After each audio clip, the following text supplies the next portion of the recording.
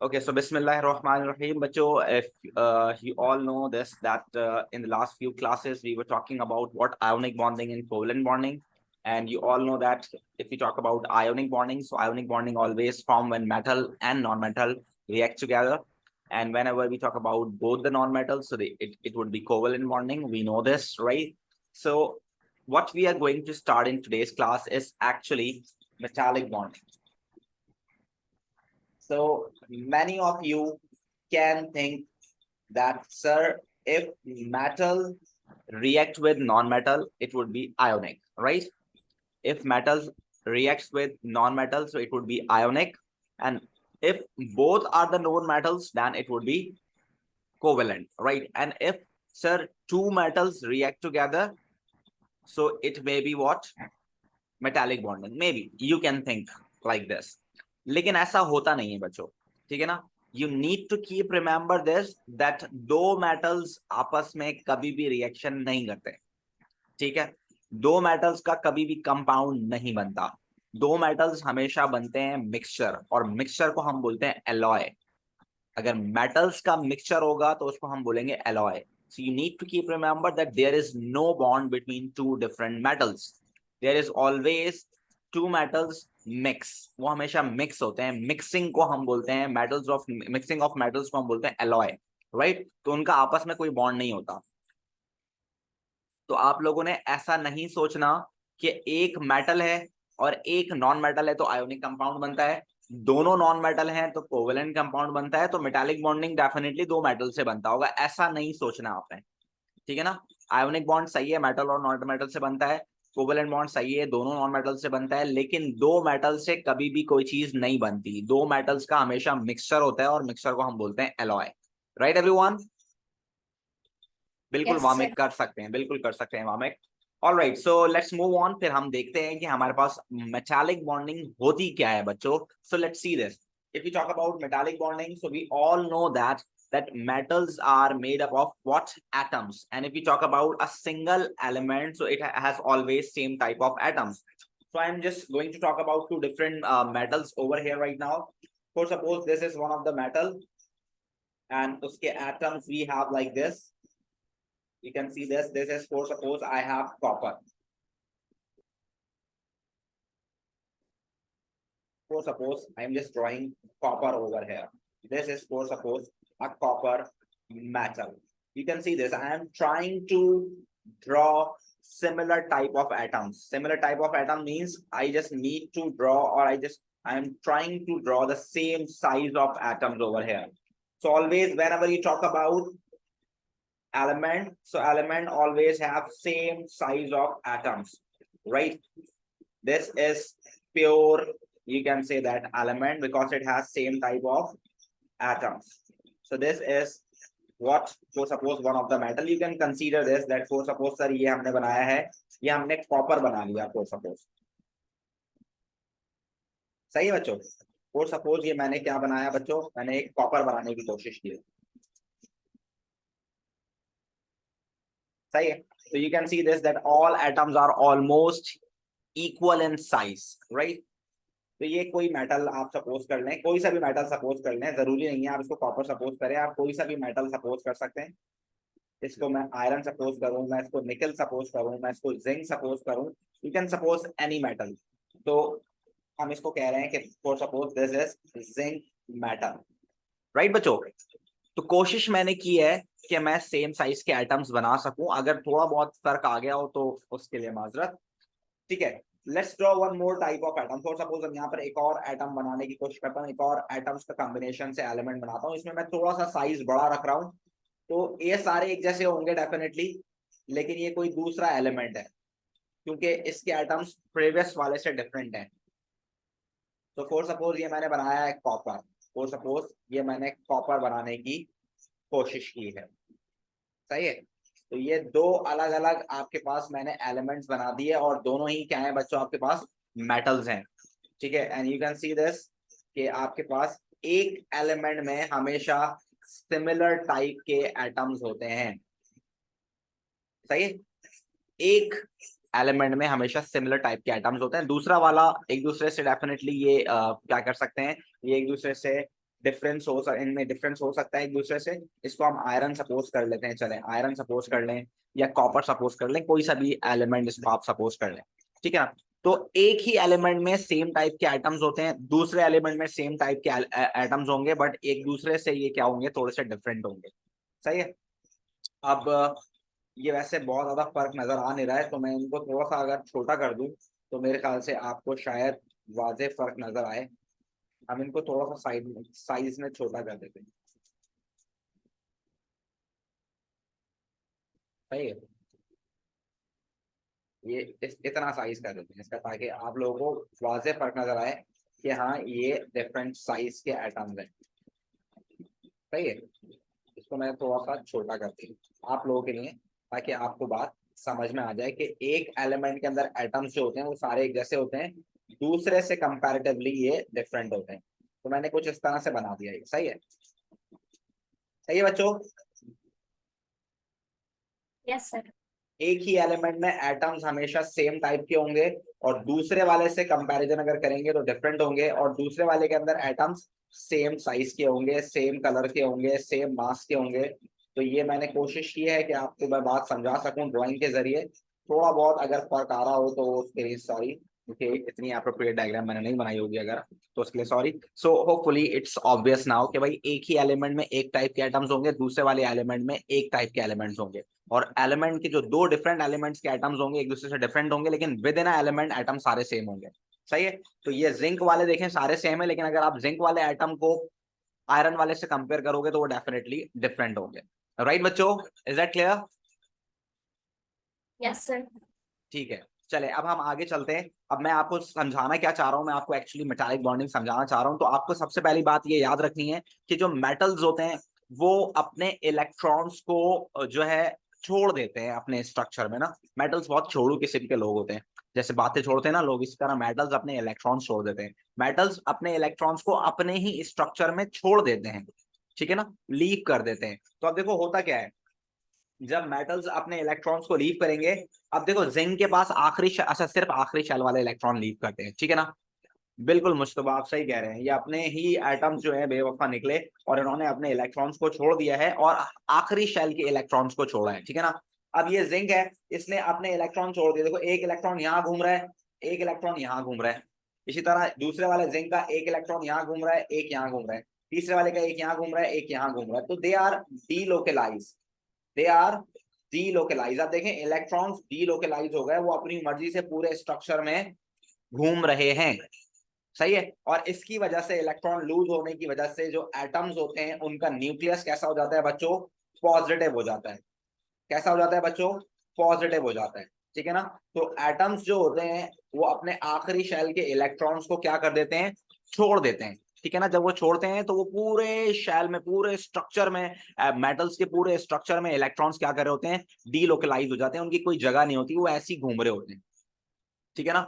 और जाहिर सी बात है इलेक्ट्रॉन लूज हो जाएंगे तो न्यूक्लियस कैसा हो जाएगा, पॉजिटिव। तो ये कुछ इस तरह का स्ट्रक्चर बन जाएगा, ठीक है भाई।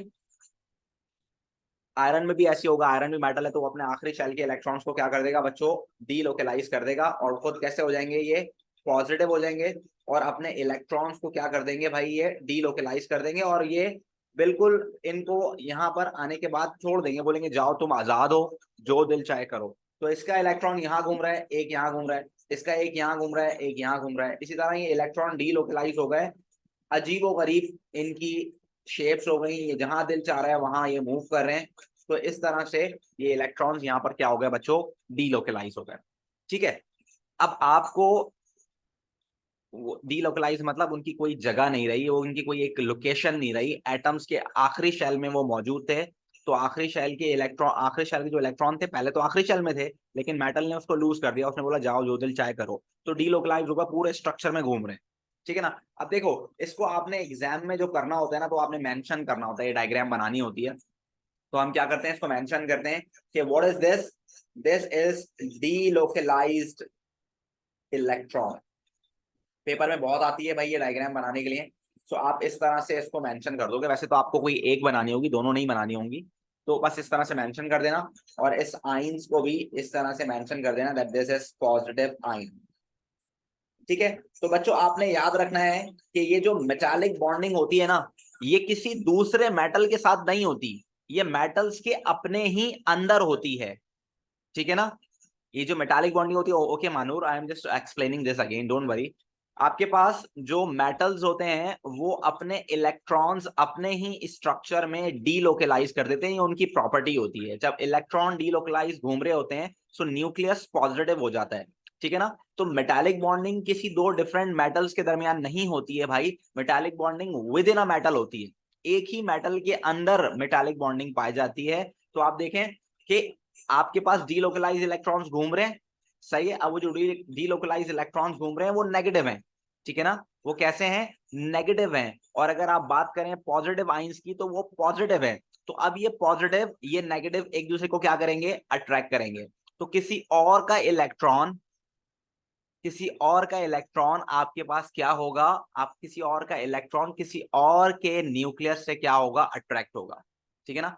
किसी और का इलेक्ट्रॉन किसी और एटम का इलेक्ट्रॉन किसी और न्यूक्लियस से क्या होगा बच्चों, अट्रैक्ट होगा। And this would be consider as what, metallic bonding. Right everyone, right everyone.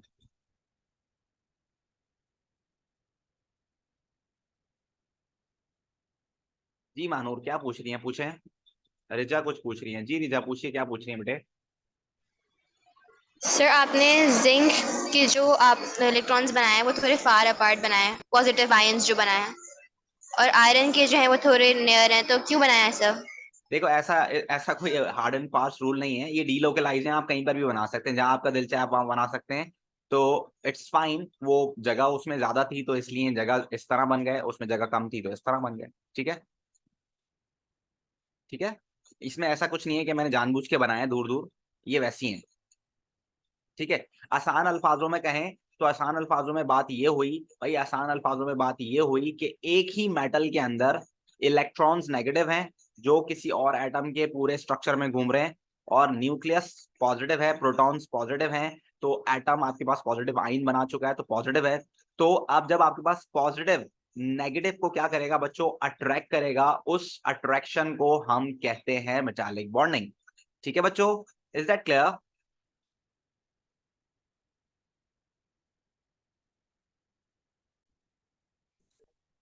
आसान अल्फाजों में कहें तो आप ये कह सकते हैं कि एक ही मेटल के अंदर जो पॉजिटिव आयंस होते हैं और डीलोकलाइज इलेक्ट्रॉन्स होते हैं उनकी जो अट्रैक्शन है वो मेटालिक बॉन्डिंग होती है, सही है बच्चों। Is that clear. एक ही यस सर। एक ही मेटल के अंदर पॉजिटिव आयंस और डीलोकलाइज इलेक्ट्रॉन्स में जो अट्रैक्शन होती है वो आपके पास मेटालिक बॉन्डिंग होती है। अब जरा जल्दी से मुझे आप लोग ये बता दो कि पॉजिटिव और नेगेटिव के दरमियान जो फोर्स ऑफ अट्रैक्शन होती है उसका नाम क्या होता है, क्विकली बच्चों जल्दी से। पॉजिटिव और नेगेटिव के दरमियान जो फोर्स ऑफ अट्रैक्शन होती है उसका नाम क्या होता है, absolutely right, very good every one of you. इसका नाम क्या होता है, इलेक्ट्रोस्टैटिक। क्या नाम होता है बच्चों, इसका नाम होता है electrostatic. Well done every one of you. So आप सिंपल ये कह सकते हो कि it is strong, it is strong, क्योंकि इलेक्ट्रोस्टैटिक या पॉजिटिव और नेगेटिव के दरमियान तो हमेशा स्ट्रॉन्ग ही होगी। So you can say that strong electrostatic force of attraction. There's a strong electrostatic force of attraction। और ये force of attraction बच्चों किसके दरमियान है, जरा जल्दी से बता दें। अगर आप आयोनिक कंपाउंड की बात करते थे तो आयोनिक कंपाउंड में हमारे पास क्या था, आयोनिक कंपाउंड में ये फोर्स ऑफ अट्रैक्शन होती थी बिटवीन ऑपोजिट आयंस। अब ये किसके दरमियान है, जरा जल्दी से बता दीजिए। The strong electrostatic force of attraction between what बच्चों, between positive ion and delocalized electrons. Very good. It is between, now this is between positive ion and delocalized electron. Absolutely right. Very good बच्चों. So this is the definition of metallic bonding. ये आपको paper में 2 marks के लिए वो पूछेगा। सो आपने बस ये याद रखना है कि आपने ये करना होगा, वहां पर आपने ये लिखना होगा वहां पर, ठीक है बेटे। Is that clear every one of you. Yes sir. Is that clear everyone, कोई मसला किसी को।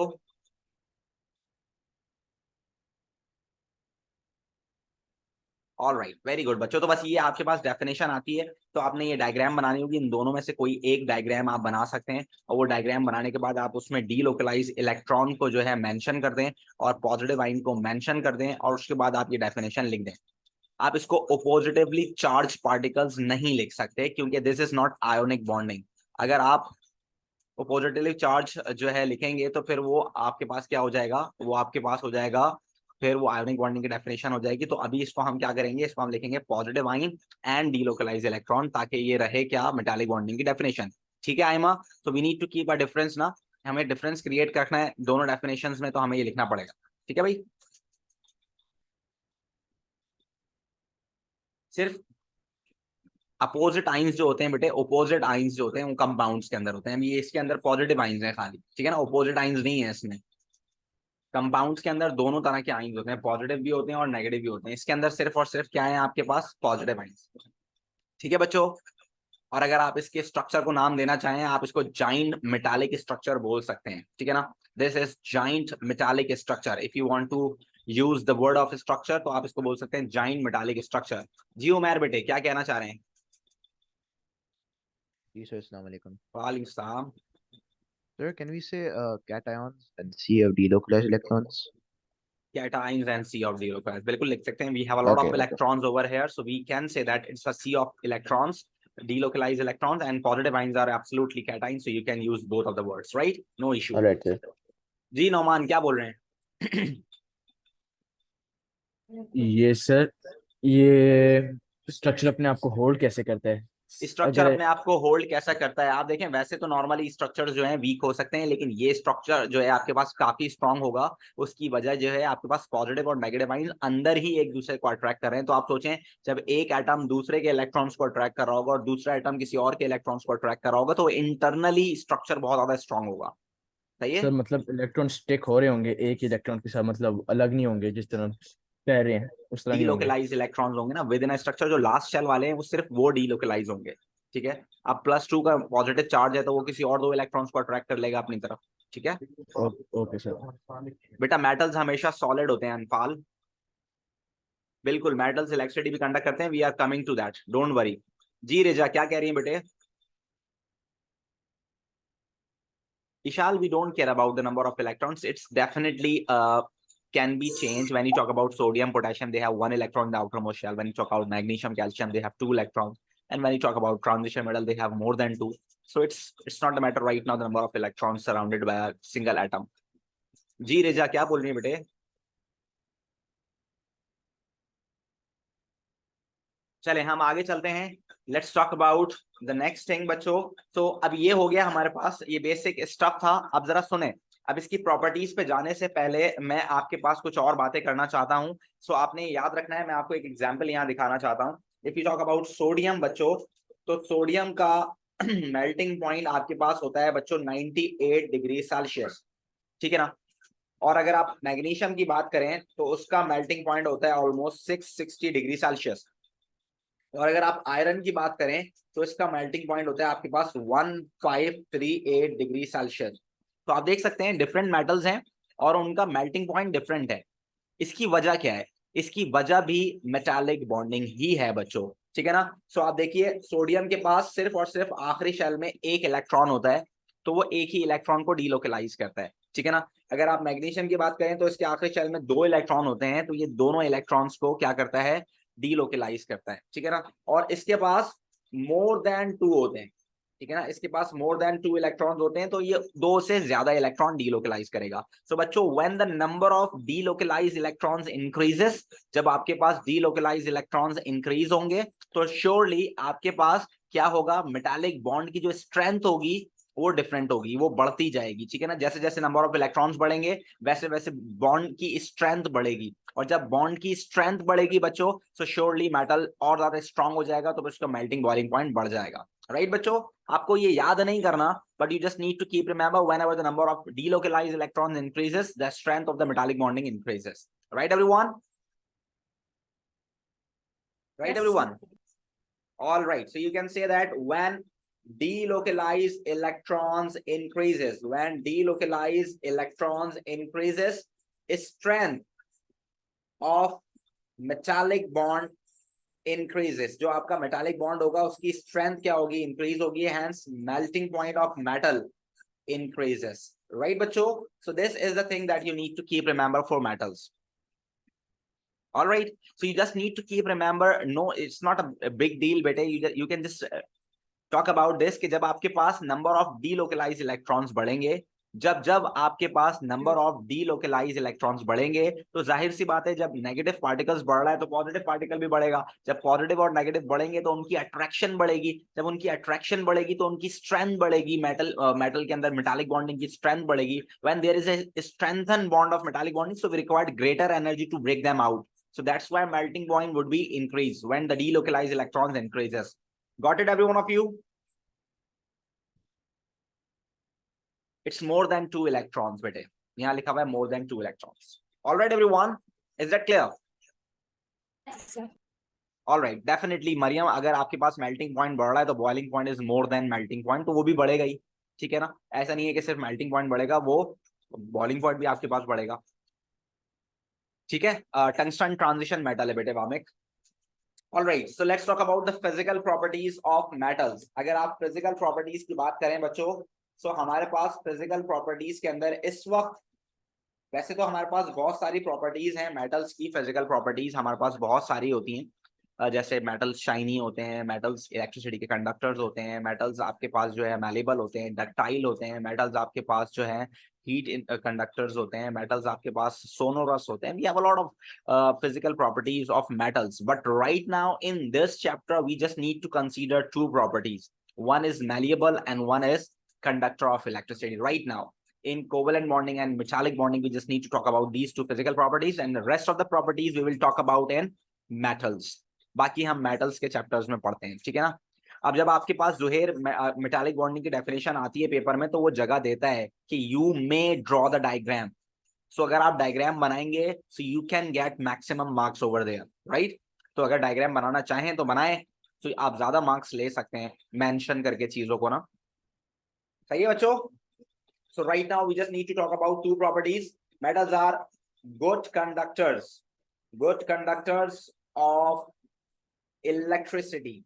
Metals are good conductor of electricity, and you need to keep remember कि आपके पास बच्चों जैसे हमने पढ़ा था आयोनिक बॉन्डिंग में, हमें पीछे वाले से उसको कनेक्ट करना है, ठीक है ना. If you remember in ionic bonding we were talking about what कि भाई इलेक्ट्रिसिटी कंडक्ट होती है in molten and aqueous state, right. Solid में नहीं करते थे वो, राइट. सॉलिड में इलेक्ट्रिसिटी कंडक्ट नहीं होती थी, राइट. और वो मोल्टन और एक्वस में करते थे because they have free moving ions, right. लेकिन मेटल्स पानी में डिसॉल्व नहीं होंगे भाई, मेटल्स पानी में डिसॉल्व नहीं होंगे. तो मेटल्स कौन सी फॉर्म में इलेक्ट्रिसिटी कंडक्ट करेंगे?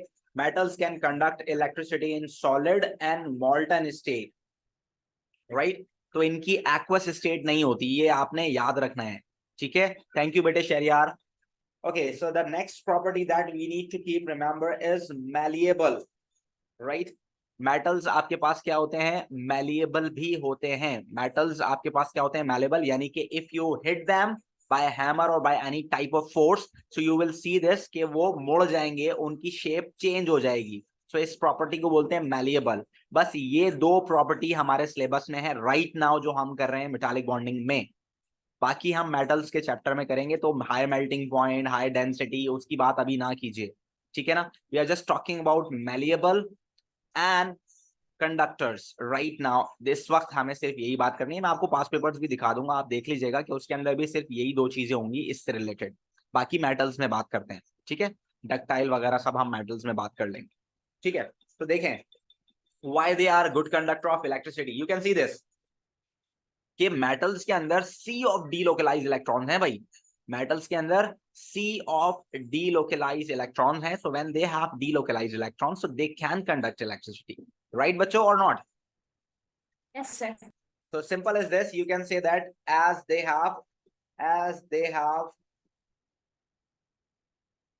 free moving electrons. आप electrons बोलना चाहें ये बोल सकते हैं, या आप delocalized electrons बोलना चाहें आप delocalized electrons का भी लफ्ज यूज कर सकते हैं. So बच्चों अगेन अगर मैं आपसे कहूं कि आपको कैसे पता चलेगा कि मेटल्स इलेक्ट्रॉन से इलेक्ट्रिसिटी कंडक्ट करते हैं या आयन से, तो मैंने इसके लिए एक रूल बनाया हुआ है. ठीक है ना।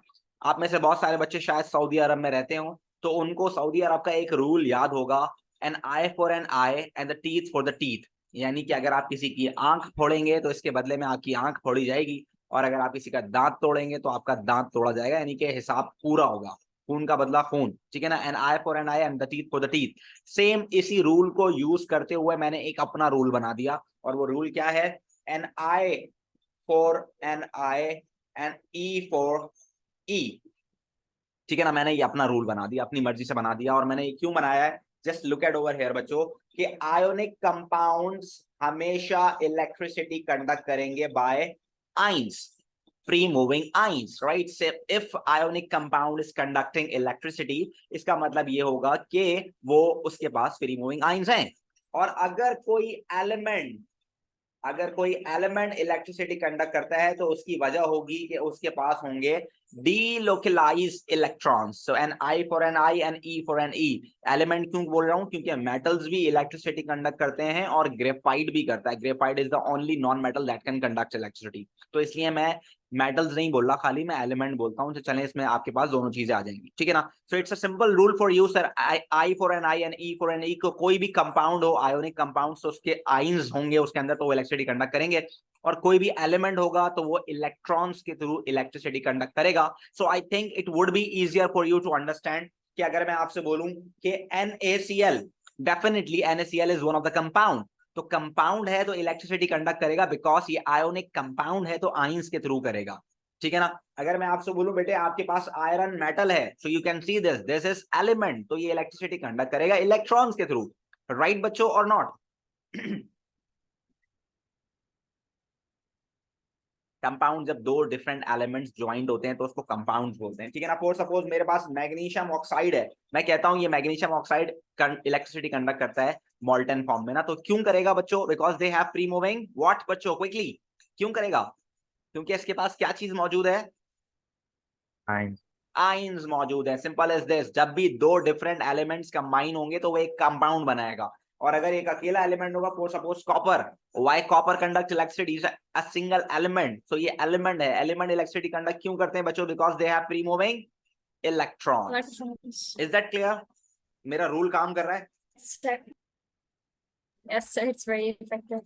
Thank you. All right, so चले अब हम चलते हैं मैलेबिलिटी के बारे में बात करते हैं कि why the metals are malleable बच्चों। So just look at over here कि अभी जो हमने पीछे स्ट्रक्चर बनाया है, उस स्ट्रक्चर में से अगर मैं इलेक्ट्रॉन्स को फिलहाल थोड़ी देर के लिए हटा दूं और मैं सिर्फ एटम्स का स्ट्रक्चर बनाऊं, तो यू विल सी दिस कि आपके पास स्ट्रक्चर्स कुछ इस तरह से बनेंगे मेटल्स के, राइट बच्चों और not. Yes, sir. So you can see this, that atoms in the metals are always arranged in layers, right? So the layers can slide over each other if you apply the force on them. So simple as this, अगर for suppose मैंने यहाँ से इसके ऊपर pressure apply किया, so I will see this कि structure कुछ इस तरह से हो जाएगा।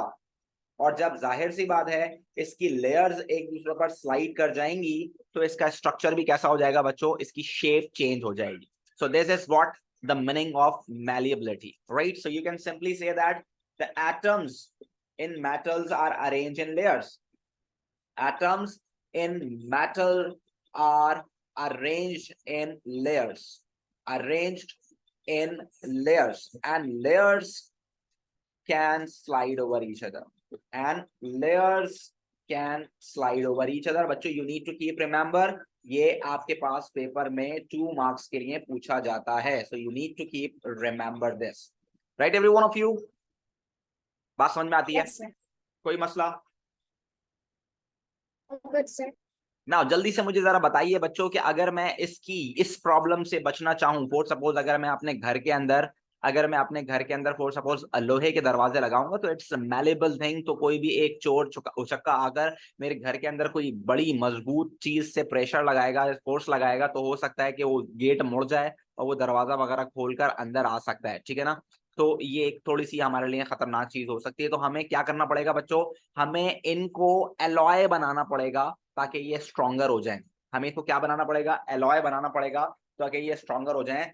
To make them strong, to make metals strong, हम क्या करते हैं, मेटल्स को एलॉय में कन्वर्ट कर देते हैं। to make metals strong, we convert them in alloys. We convert them in alloy. बच्चों alloy में क्या होता है, आपके पास डिफरेंट साइज की वजह से स्लाइडिंग से हम बच जाते हैं। तो जरा देखिए, मैंने आपको शुरू में जो बना के दिखाया था वो मैंने सिर्फ इसी वजह से बना के दिखाया था।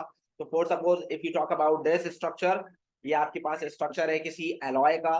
सो दो डिफरेंट साइज के एटम्स आप देखें कि एक दूसरे के साथ यूं कर मिक्स हो गए। अब जब वो यूं मिक्स हो गए हैं दो डिफरेंट साइज के एटम्स, तो अब उनकी स्लाइडिंग डिफिकल्ट हो जाएगी।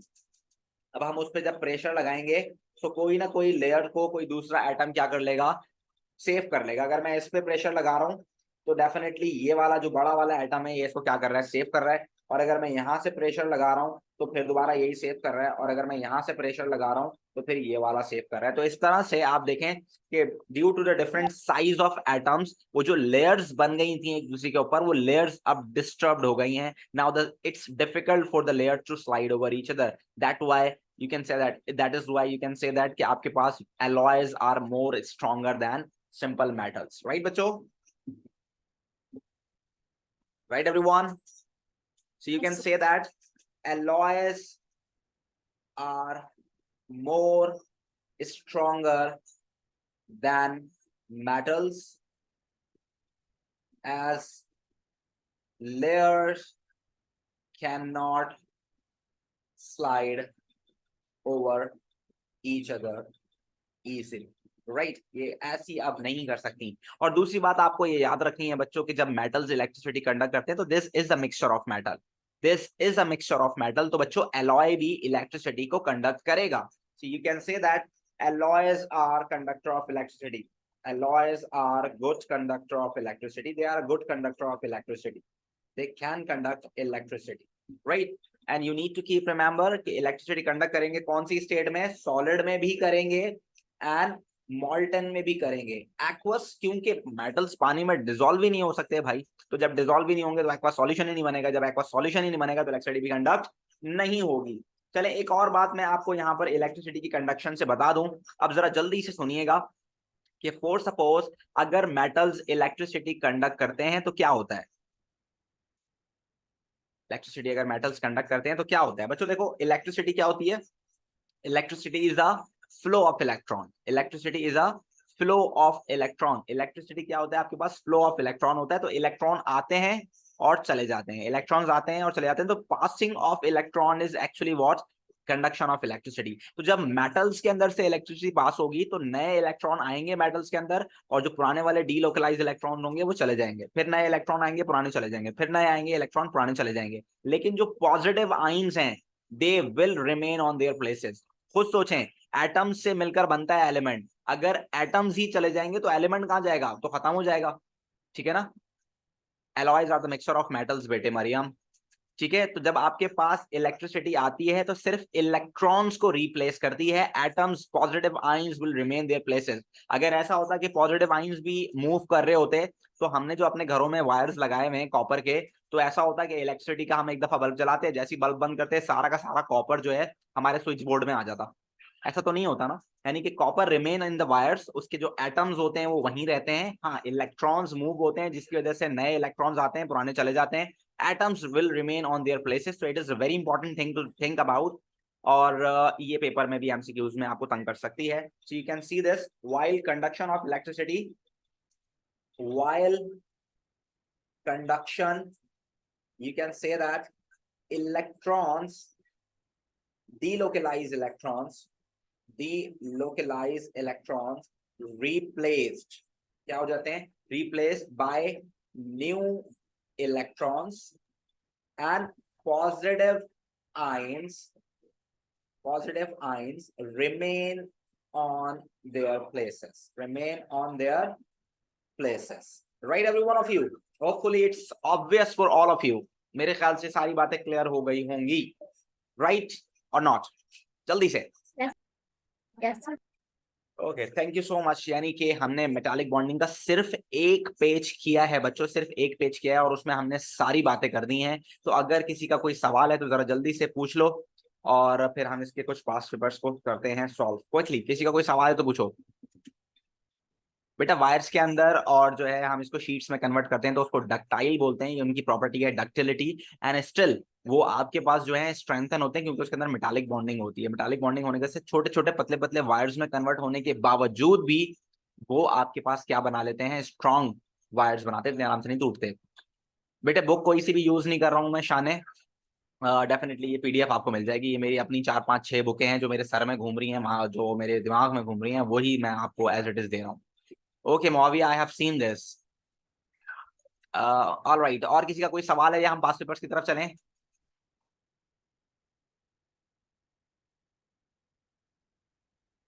यस, स्ट्रॉन्गर होते हैं एलॉयज मेटल से।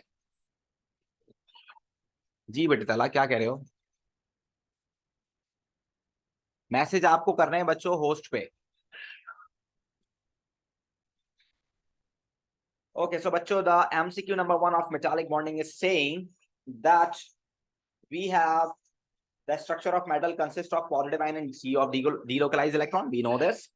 Which statement correctly describe what happened when the particles of metallic heating electric पता नहीं क्या क्या लिखा हुआ है इतना लंबा चौड़ा। ये कह रहा है कि which statement correctly describe what happened to the particles in the metallic heating right element of an electric kettle when the kettle is switch on। वो कह रहा है कि kettle को अगर मैं ऑन करूं तो क्या होगा? तो क्या होगा बच्चों? वी नो दैट कि जब मैं उसको ऑन करूंगा तो इलेक्ट्रॉन फ्लो होंगे, और इलेक्ट्रॉन हमेशा फ्लो होते हैं फ्रॉम नेगेटिव टू पॉजिटिव। कहां से होते हैं? Negative to positive. तो उनकी एक ही डायरेक्शन होती है, नेगेटिव टू पॉजिटिव। तो बोथ डायरेक्शन नहीं हो सकता बच्चों, आंसर एक ही डायरेक्शन होगी, negative to positive. So electron move in one direction, और उसके साथ साथ electron move in one direction. Positive ions opposite direction no, positive ions move in one direction. देखो पॉजिटिव आइन तो मूव होंगे ही नहीं भाई, तो पॉजिटिव आइन तो मूव होंगे नहीं, तो सी आंसर नहीं हो सकता, डी आंसर नहीं हो सकता। ये तो हो गया रॉन्ग, मूव नहीं करते, पॉजिटिव आइंस मूव नहीं करते, तो ना तो सी आंसर हो सकता है ना डी आंसर हो सकता है। और दूसरा ये कि इलेक्ट्रॉन्स हमेशा एक डायरेक्शन मूव करेंगे from negative to positive terminal. So the right answer will be B. Is that right everyone of you? Right और नॉट? Yes, sir. चलें तो चलते हैं दूसरे एमसीक्यू की तरफ, और दूसरे एमसीक्यू का आंसर मुझे बताना चाह रहे हैं नौमान जी। नौमान बेटे बताइए जल्दी से क्या आंसर होगा इसका?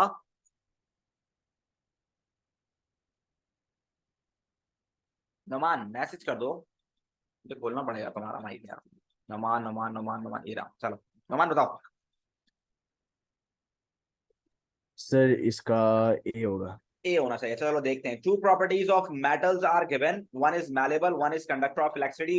Which of these properties are due to the layers of positive ions? भाई मैलेबिलिटी होती है ना, अभी पढ़ा है हमने कि metals are malleable because they have layered structure of atoms. So what should be the right answer? The right answer is one only. भैया भाई इलेक्ट्रिसिटी कंडक्ट करता है because they have free moving electrons. Layers की वजह से नहीं करता electricity conduct, layers की वजह से नहीं करता, वो सिर्फ और सिर्फ जो है इलेक्ट्रॉन्स की वजह से करता है। तो इसका आंसर होगा one only. Is that right everyone of you? Positive ions able to move नहीं होते, अभी तो मना किया जब इलेक्ट्रिसिटी कंडक्ट होगी तो पॉजिटिव आइन मूव नहीं होंगे। अगर पॉजिटिव आइन मूव होंगे तो मेटल्स तो बेचारा ऐसा पानी की तरह यूं यूं घूमता रहेगा, ऐसा नहीं होता भाई। सही है, चलें क्वेश्चन नंबर 3 का आंसर मुझे बताएंगी Kinza.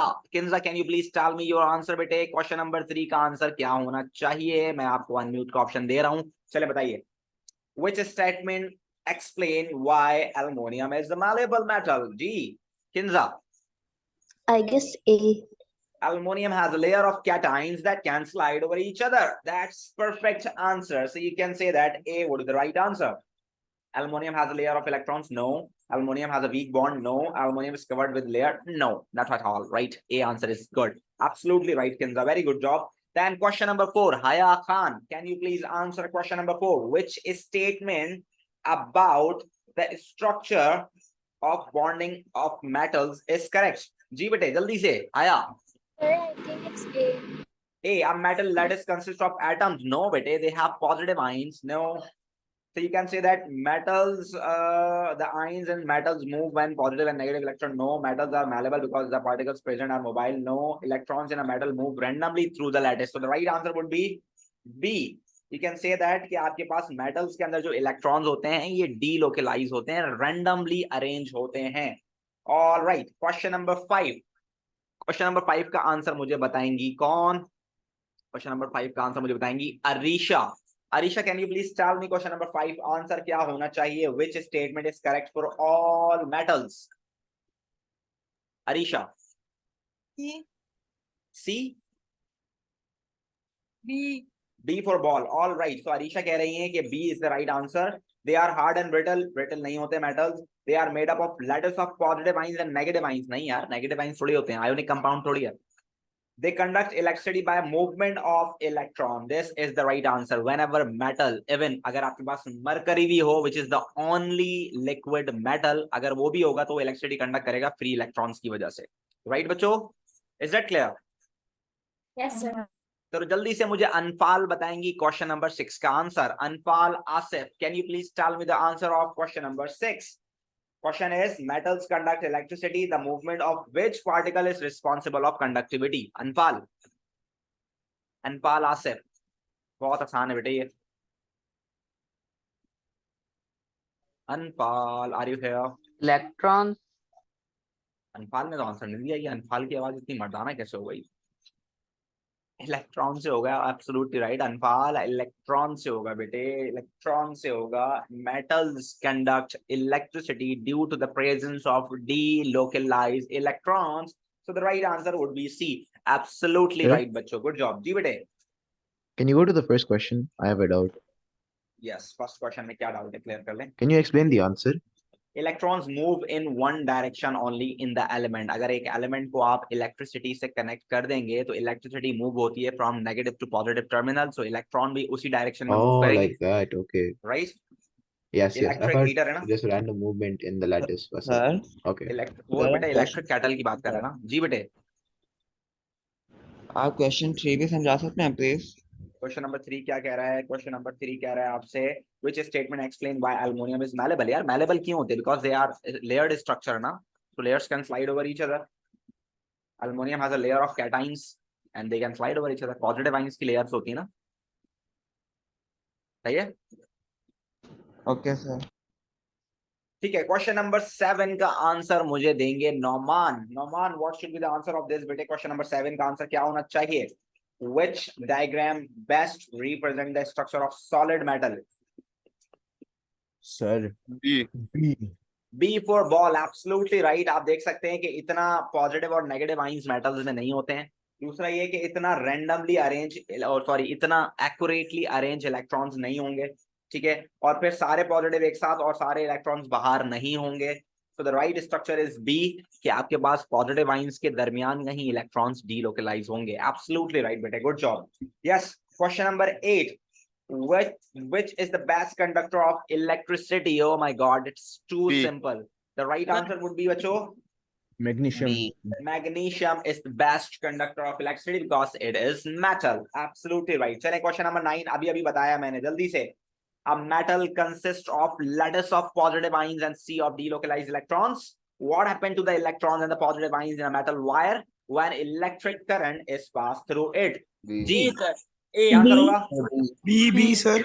B for ball. Absolutely right. Electrons replace हो जाएंगे नए वाले इलेक्ट्रॉन से, लेकिन पॉजिटिव आयंस अपनी जगह पर रहेंगे. They are unchanged. Absolutely right बच्चों. चलें 10 भी आप आराम से कर लेंगे. Which substance has metallic bonding? Which substance has metallic bonding? Solid. Yes. sir, A. Whenever, absolutely right. Whenever it is in the solid form or in the liquid form, it will conduct electricity. And whenever it forms oxide, so it must be solid. So A would be the right answer. Good job. Very good. Very good, every one of you. Question number 11. Element X has a lattice of positive ions and C of delocalized electrons. Which property will X have? B sir. B. High melting point. sir. High melting point. B. अच्छा भाई देखें. Element X, it conducts electricity by the movement of ions. No, ions की वजह से नहीं करेगा. It has a high melting point. It decomposed by electric current. Metals कभी भी decompose नहीं होते. It is not malleable. So the right answer would be B. Absolutely right. ठीक है बच्चों, बिल्कुल सही जवाब. चलें question number 12. Which statement about the structure of bonding of metals is correct? अच्छा देख तो लें. 12 तो पढ़ लें. तो 12 पढ़ना है पहले. 13 पे कहाँ पहुंच गए? 12 तो पढ़ो.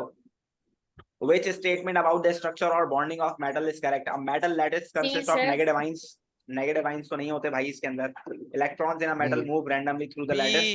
ये हो सकता है. Right answer क्या होगा इसका? B होगा. सही है. Metals are malleable because the ions present are mobile. No, mobiles नहीं होते. Ions mobile नहीं होते. Electrons mobile होते हैं. दादी में आंसर है ए येलो है अरे हाँ 13 पे आ रहा हूँ मैं. Muawiya. The ion in a metal moves when positive and negative electrode attached. No, ions move नहीं करते. बताइए which substance conducts electricity A. both when solid and hot है? Alloy.